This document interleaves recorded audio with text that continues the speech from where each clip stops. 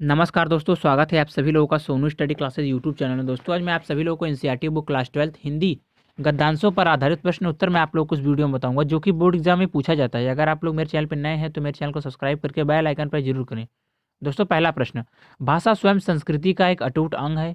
संस्कृति परंपरा से निसर्त होने पर भी परिवर्तनशील और गतिशील है।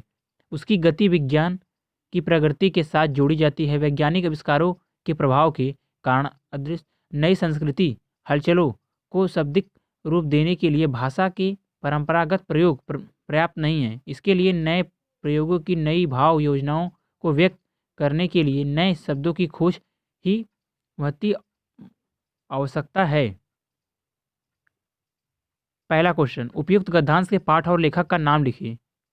आंसर, पाठ का नाम भाषा और आधुनिकता, लेखक का नाम प्रोजी सुंदर रेड्डी। दूसरा क्वेश्चन, रेखांकित अंश की व्याख्या कीजिए। वैज्ञानिक आविष्कारों के प्रभाव के कारण अदृश्य नई संस्कृति हलचलों को शाब्दिक रूप देने के लिए भाषा के परंपरागत प्रयोग पर्याप्त नहीं है। इसके लिए नए प्रयोगों की नई भाव योजनाओं की व्यक्त करने के लिए नए शब्दों की खोज की महत्व आवश्यकता है।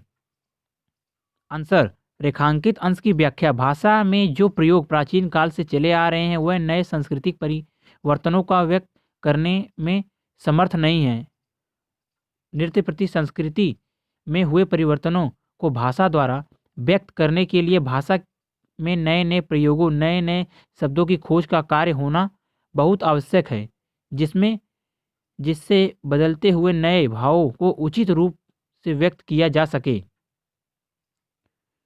क्वेश्चन 3, प्रस्तुत अवतरण के माध्यम से लेखक ने किस बात पर बल दिया है। आंसर, प्रस्तुत गद्य अवतरण में लेखक ने विज्ञान की प्रगति के कारण जो सांस्कृतिक परिवर्तन होता है उसे शब्दों द्वारा व्यक्त करने के लिए भाषा में नए प्रयोगों की आवश्यकता पर बल दिया है। क्वेश्चन 4, संस्कृति एक अटूट अंग क्या है। आंसर, संस्कृति का एक अटूट अंग भाषा है।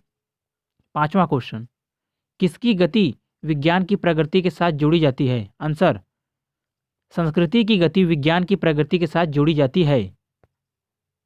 प्रश्न 2, विज्ञान की प्रगति के कारण नई चीज़ों का निरंतर आविष्कार होता रहता है। जब कभी नया आविष्कार होता है उसे एक नई संज्ञा दी जाती है। जिस देश से उसकी सृष्टि की जाती है वह देश उस आविष्कार के नामांकन के लिए नया शब्द बनाता है। वही शब्द प्राय अन्य देशों में बिना परिवर्तन के वैसे ही प्रयुक्त किया जाता है।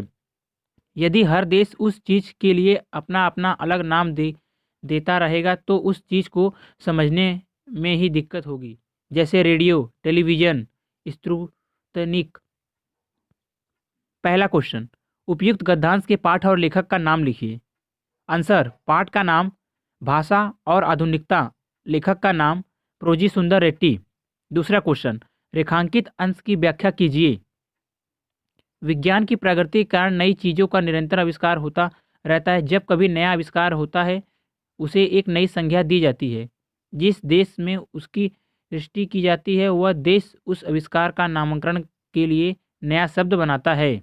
वही शब्द प्राय अन्य देशों में बिना परिवर्तन के वैसे ही प्रयुक्त किया जाता है। आंसर, रेखांकित अंश की व्याख्या, लेखक का कथन है कि यदि कोई विदेशी शब्द अपने भाव का संप्रेषण करने में सक्षम है तो उसमें परिवर्तन नहीं करना चाहिए। उदाहरण के लिए आज प्रत्येक देश में विज्ञान के क्षेत्र में भिन्न भिन्न आविष्कार हो रहे हैं और उन्हें नए नए नाम दिए जा रहे हैं। प्रत्येक देश अपने द्वारा आविष्कृत वस्तु का अपनी भाषा के अनुसार नामकरण कर रहा है और दूसरे देशों में भी वही नाम प्रचलित होता जा रहा है।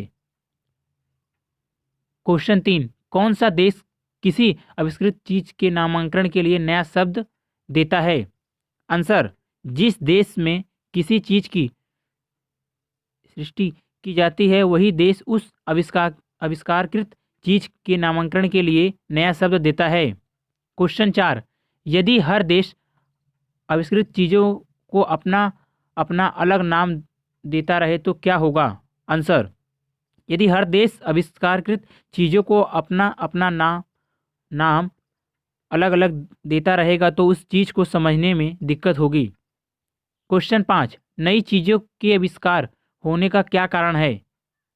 आंसर, नई चीज़ों के आविष्कार होने का कारण विज्ञान की प्रगति है।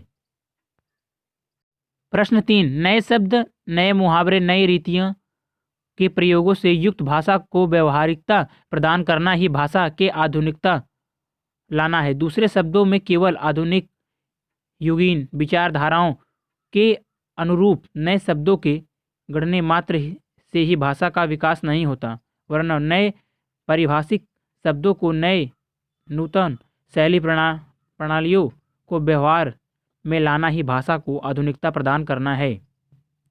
पहला क्वेश्चन, उपयुक्त गद्यांश के पाठ और लेखक का नाम लिखिए। आंसर, पाठ का नाम भाषा और आधुनिकता, लेखक का नाम प्रोजी सुंदर रेड्डी। दूसरा क्वेश्चन, रेखांकित अंश की व्याख्या कीजिए। नए शब्द, नए मुहावरे एवं नए रीतियां के प्रयोगों से युक्त भाषा को व्यवहारिकता प्रदान करना ही भाषा में आधुनिकता लाना है। आंसर, रेखांकित अंश की व्याख्या, किसी भाषा में आधुनिकता का समावेश तभी हो सकता है जब उसमें नए नए प्रचलित शब्दों, मुहावरे तथा लोकतंत्रों को समाहित कर लिया जाए। इस बातों के समावेश से भाषा व्यवहारिक हो जाती है। तीसरा क्वेश्चन, किसके गढ़ने मात्र से भाषा का विकास नहीं होता है? आंसर, आधुनिक युगीन विचारधाराओं के अनुरूप नए शब्दों के गढ़ने मात्र से भाषा का विकास नहीं हो सकता है। क्वेश्चन 4, किन चीज़ों को व्यवहार में लाना ही भाषा को आधुनिकता प्रदान करना है? आंसर, नए परिभाषित शब्दों को एवं नूतन शैली प्रणालियों को व्यवहार में लाना ही भाषा को आधुनिकता प्रदान करना है। पांचवा क्वेश्चन, उपयुक्त गद्यांश के माध्यम से लेखक ने कौन सी बात बताई है? आंसर, उपयुक्त गद्यांश में लेखक ने भाषा और आधुनिकता बनाने के उपाय बताए हैं। अगर आप लोगों को वीडियो अच्छी लगी तो वीडियो को लाइक करें, शेयर करें, कमेंट करें और नेक्स्ट वीडियो के लिए चैनल को सब्सक्राइब जरूर करें। Thank you for watching.